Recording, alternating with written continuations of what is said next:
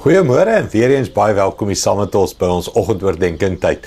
Ons het laasweek begin met ons Kersverhaal. Ek weet dit is November, maar niks keer ons om al in November oor Kersfees te praat en te begin te beplan en dink oor die Kersverhaal wat ons bespreek is die verskillende karakters, hulle verskillende rolle wat hulle gespeel het in die Kersverhaal en hoe elkeen belangrik is, Josef, Maria, die sterrekykers, skaapwagters en dan die verskriklike Herodes, die herbergier, ons het al so gekyk. Kom ek vat jou vandag na nog 'n karakter toe en is 'n wyse ou oomie wat in die tempel gewerke gebly het. Simeon, kom ons lees dit, Lukas 2:25. Daar was 'n man met die naam Simeon wat in Jerusalem gewoon het. Hy was wetsgetrou en baie toegewyd.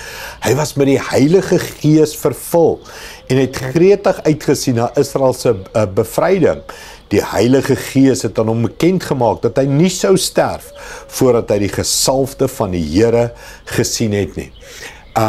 Baie interessant, hierdie man, die skrif sê, hy was vervul met die Heilige Gees. En dit was voor die uitstorting van die Heilige Gees, net so 'n bietjie teologie. Maar dit beteken iets van sy toewyding, sy soeke na die Here, sy begeerte na God, selfs in 'n tydstip waar dit nog nie eintlik moontlik was vir 'n gewone mens, nie 'n koning, priester of so wat gesalf moes wees nie. So hierdie ou was besonders. En die Here het in sy hart vir hom gesê, jy sal die gesalfde sien. En dan sien hy Jesus, na Jesus se geboorte toe hulle gekom het vir sy besnydenis en sy offers. En hy sien Jesus en dadelik in sy hart begin hy profeteer en praat en begin hy opgewonde raak oor Jesus se geboorte en lewe. Nou, Simeon se rol later sal ons sien is iets van bemoediging, is iets van rigting gee, is iets van hy profeteer in Jesus en Maria en Josef se lewens in. En dit is 'n belangrike rol. Maar ek wil net eers stop en sê, hier's 'n man gees vervuld en hy sien die geboorte van Jesus. Al was duisende ander Jode, maar hy sien dit. Hoekom hy? Want hy was gees vervuld. Mens, hoor mooi, ek en jy, ons almal het ons lewens en ons stories en ons werk en ons jaag en die lewe is die lewe.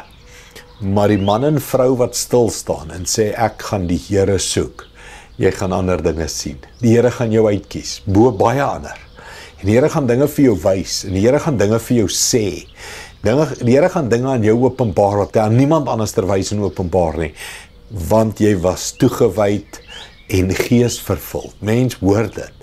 Moenie dink geesvervulde mense is weird, snaaks, anderster en jy werk en jy maak geld en jy tree af en jy het 'n vol bankrekening en dis al wat tel en belangrik is nie.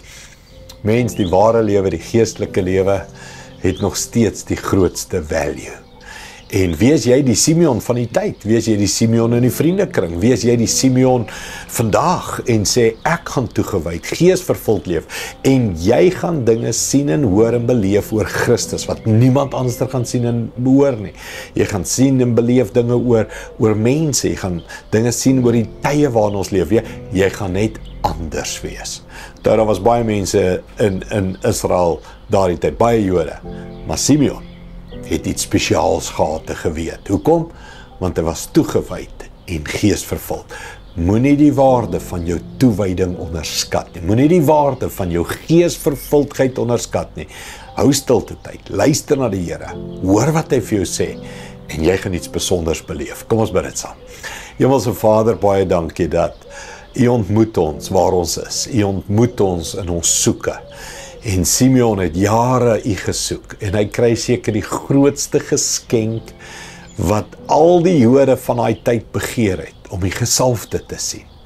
En hy het, en baie ander het dit nie besef nie, het dit nie herken nie, het dit nie beleef nie, maar hy het.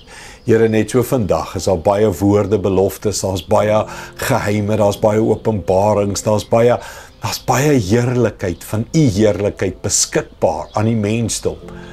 Maar net die wat toegewyd leef, net die wat wag en luister. Daar's baie geheime wat U wil fluister, daar's baie mooi dinge wat U wil sê, maar net die gees vervulde, toegewyde mense gaan dit hoor. Ek wil een van hulle wees, Here, en so ook elkeen wat luister. Ons wil een van hulle wees. Dankie daarvoor, Here, in Jesus naam. Amen. Dankie, liewe vriende, ek sien jou weer môre. Trots geborg deur Evergreen Turf.